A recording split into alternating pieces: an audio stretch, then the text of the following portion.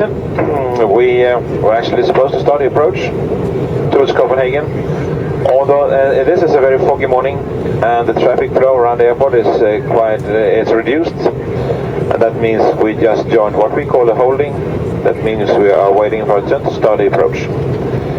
We will stay here approximately, I would say, 10 minutes. And then we start the approach, and that will take another 15 minutes, so we should be on ground within the next 25 minutes from now. And the weather, as I said, it's a very foggy morning, 7 degrees Celsius at the moment, and some very light wind from the southeast. And I will be back when we start the approach. Thank you.